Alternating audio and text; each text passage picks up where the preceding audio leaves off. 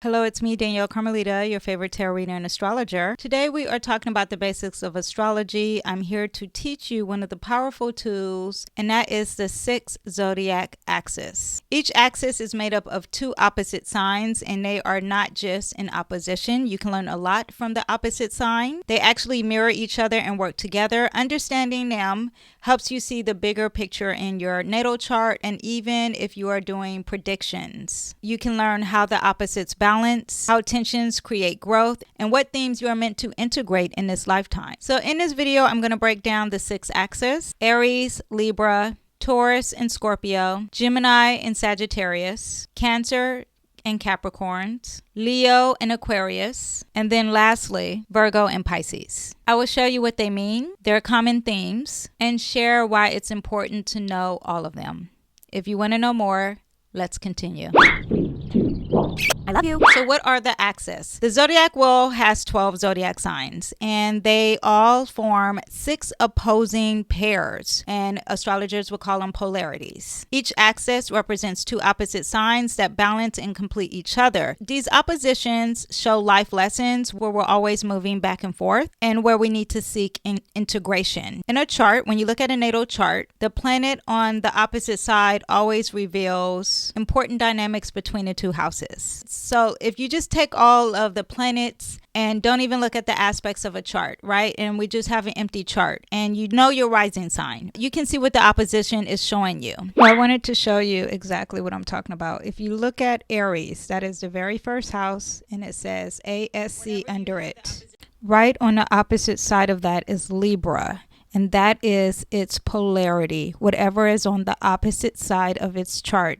So that's what I was explaining earlier at the beginning of the video. I hope you understand this is the visual of it, the complete opposite of your sign. So Cancer is Capricorn, Gemini is Sagittarius, and so on. So there's tensions between extremes. Whenever you have the opposition, there's a tug of war. So for example, if you're talking about Aries and Libra, there's a tug of war between yourself and relationships. Now also too, there's projection. Often we project the opposite sign onto others. For example, if you have the Virgo and Pisces axis, you can be unconsciously projecting, attracting chaotic or maybe addictive behaviors into something that you in your life that's more practical and organized. Also too, there is awareness and reflection. The opposition is like a mirror. We see the qualities of the opposite sign in other people and circumstances. It's forcing you to notice what you are missing in life. And also too, I want you to understand when there is a planet hitting each of these houses is activating not just that house but also the opposite sign. For example, when you have Pluto in a sign Aquarius,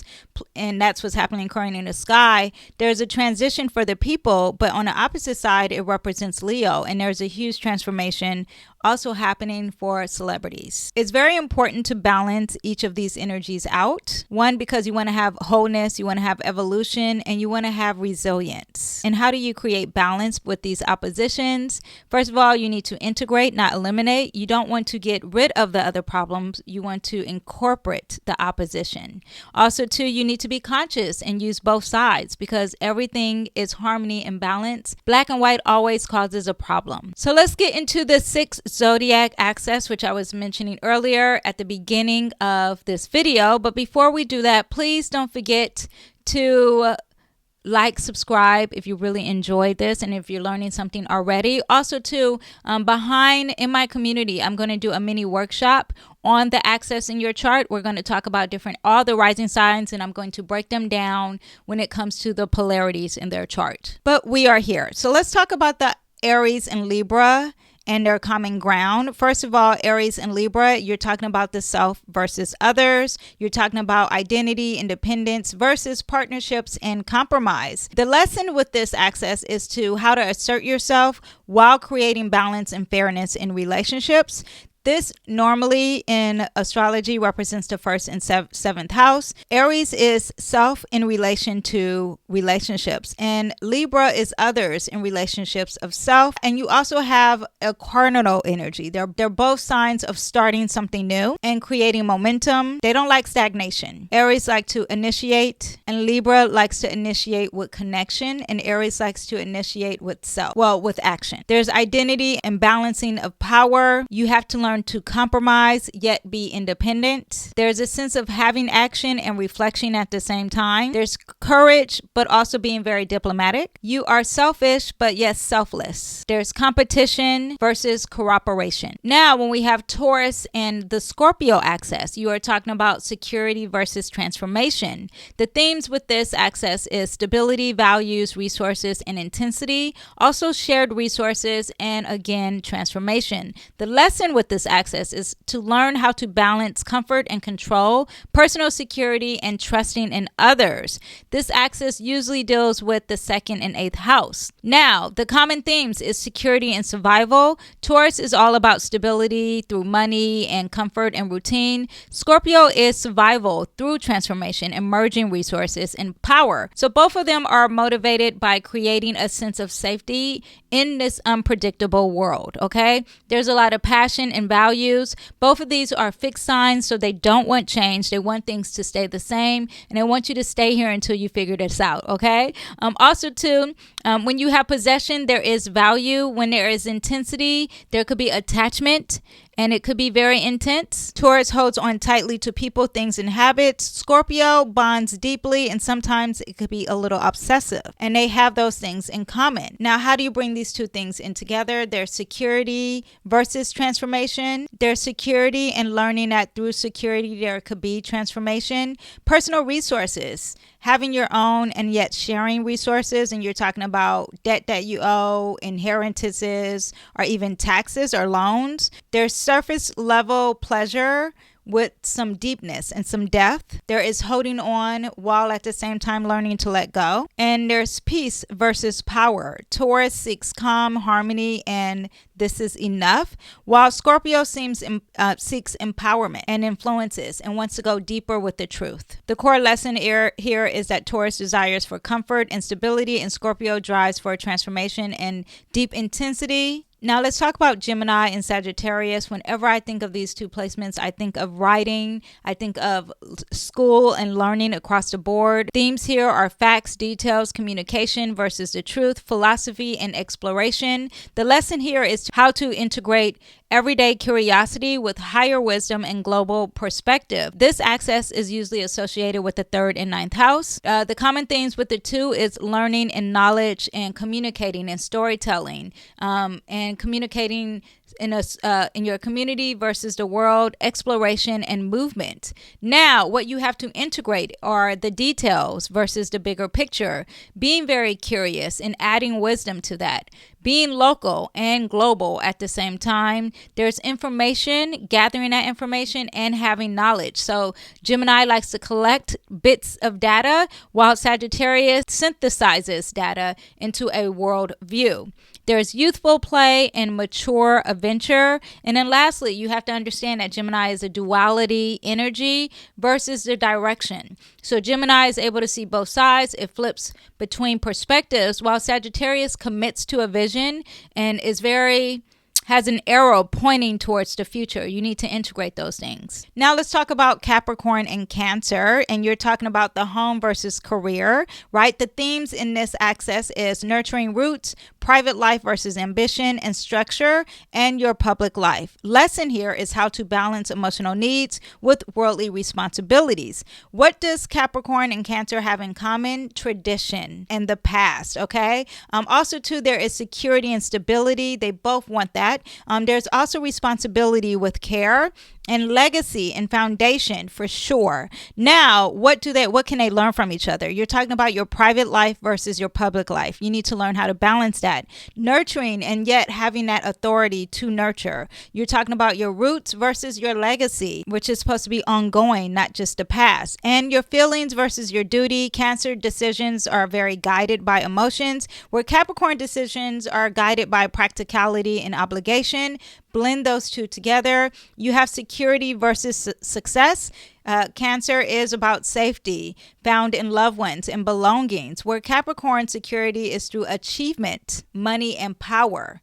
And also, too, the biggest one when you think of Cancer and Capricorn is family versus career. You need to balance those things out. Next, we have the Leo and Aquarius. This one, when I first learned astrology, was the most difficult to me because I didn't see how these had any type of similarities. First of all, they're both fixed signs. They're very stubborn, don't want change. But Leo is about individuality versus community. There's creative expression and recognition versus collective energy. Also, equality and innovation. The lesson here is how to shine individually while contributing to the group.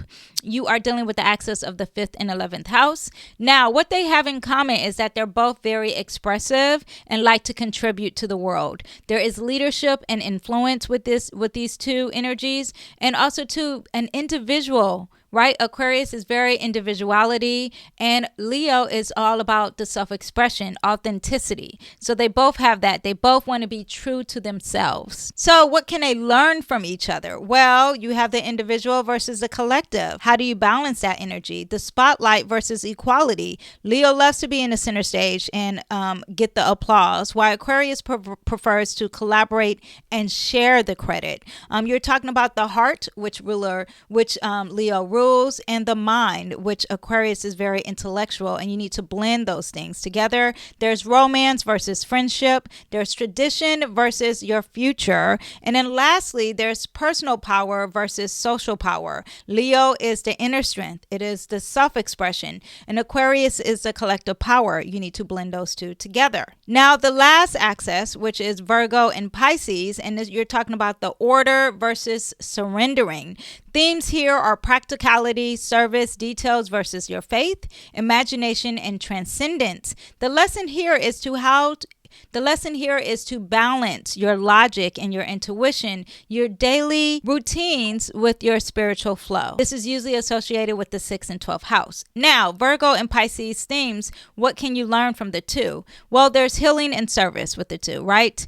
Virgo heals through practical service and care and routines, while Pisces heals through compassion, spirituality, empathy, and that more spiritual support. There's wholeness and integration. Virgo seeks wholeness through self-improvement and refinement, where Pisces seeks wholeness through unity and spirituality and surrendering. Put those two together. And these are the common themes. They both want service to others and healing and wholeness and integration.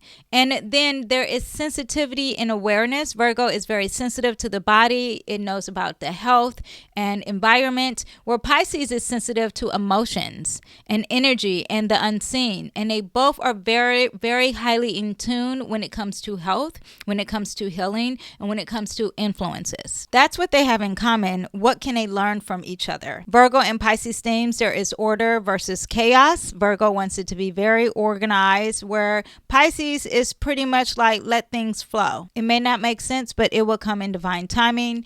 There's practicality versus spirituality. You need to balance between those two. Working and resting. Pisces is about retreating, surrendering, compassion. Virgo is all about practicality and service and refinement. They need to be combined. There's analyzing versus your intuition. There's control and being perfect versus surrendering and letting go and trusting God and the universe. And then you have service, which is the Virgo energy, and sacrificing, which is the Pisces energy, and healing through empathy while having the work and support. So that is what we have with all 6 axes. And it's important to balance them out. It's important to learn the life lessons of the opposite.